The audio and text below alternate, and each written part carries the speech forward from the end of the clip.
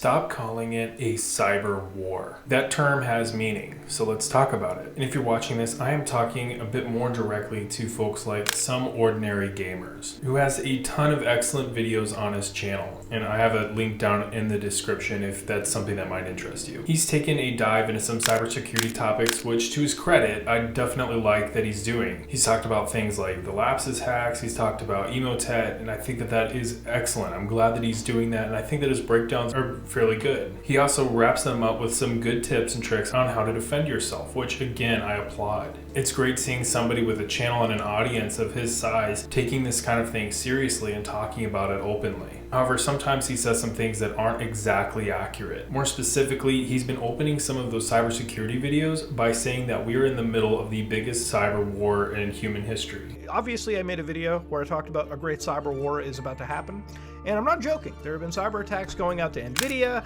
going out to Samsung, going out to Toyota, between multiple countries. Quite honestly, the digital lanes that connect us together are being tussled with warfare right now. That's me, Mudahar. I know a few days ago we talked about the world's largest cyber war is happening right now. Ladies and gentlemen, you know what I told you? The biggest cyber war is happening, and there's a whole bunch of cyber attacks just waiting to happen. Everything's about to just sort of come cranial. And yet he's using this term when talking about cyber criminals. If you've watched my channel, you may have come across my video about cyber war. And if you haven't yet, be sure to wait to the end of this video. I'll link you over, or check the description. I'll have it linked down there as well. Some key takeaways is that cyber war really is the direct action between nation states and cyberspace in an effort to disrupt or degrade each other's policy-making decision, war-making ability, or anything like that. That's obviously not to say that non-state actors cannot participate, but generally whenever they do, they're aligned with the interests of one of the nation-state participants. A perfect example of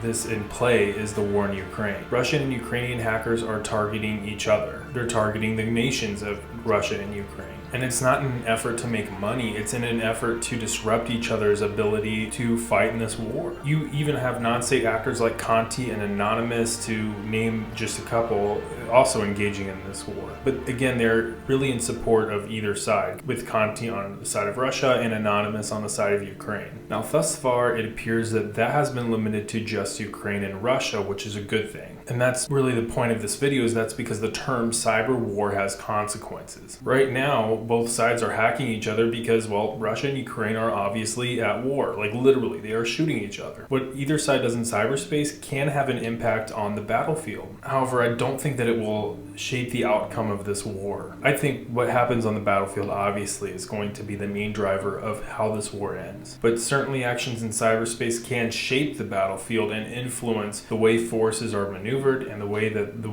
decision making is made. Now let's run a quick thought experiment on what would happen if the cyber war left Ukraine and started hitting countries outside of Ukraine. That's whenever we're introduced to what's called the escalation ladder. Basically, the higher you go, the more escalatory things are being, with the absolute top being a potential nuclear conflict and the absolute bottom being total peace and serenity. There's never any tension. But right now, between Russia and NATO, we are fairly high on the escalation ladder. In fact, you can make an argument that we're higher than we've ever been before. Next to nuclear threats and military maneuvers, I think that cyber actually plays a pretty critical role, maybe one of the highest roles, in how we climb this escalation ladder. However, bear in mind that a cyber attack actually does legally constitute an act of war, as stated by the United States Department of Defense, and it can trigger the Article 5 Mutual Defense Clause of the NATO Charter, per Jens Stoltenberg recently, and also a decision back in 2017. Needless to say, cyber attacks and cyber war have extreme consequences, and that's likely why we haven't seen any massive Russian cyber attacks on NATO or vice versa thus far, because both sides recognize its importance, its severity, and wisely they have chosen not to engage in that escalatory behavior, at least for now. So when Mudahar says at the start of his videos that we are in the middle of the largest cyber war in human history, and then proceeds to talk about the actions of cyber criminals,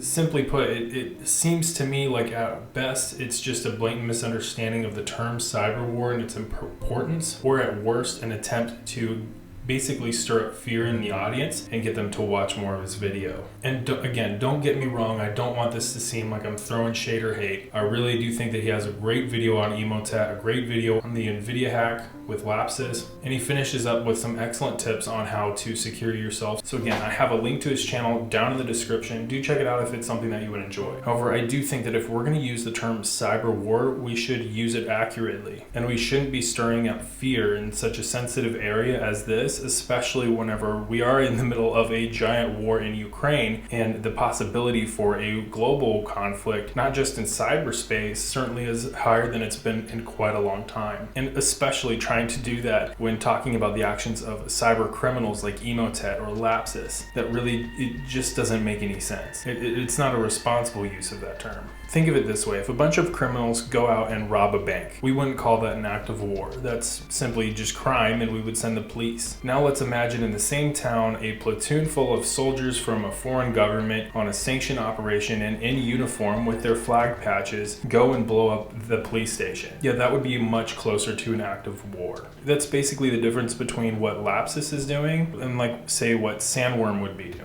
Now this is a very complex topic, so if you want to learn more about cyber war, check out the top video. And if you want to learn about one of the participants in that cyber war, check out the bottom video where I talk about Sandworm. It's a Russian hacking group tied to the Russian military intelligence. And if you're watching this Muhar, much love, no shade, just wanting to straighten out some terminology and make sure that we're using these terms responsibly, especially given the escalatory nature of cyber war and the fact that we're actually fairly at risk.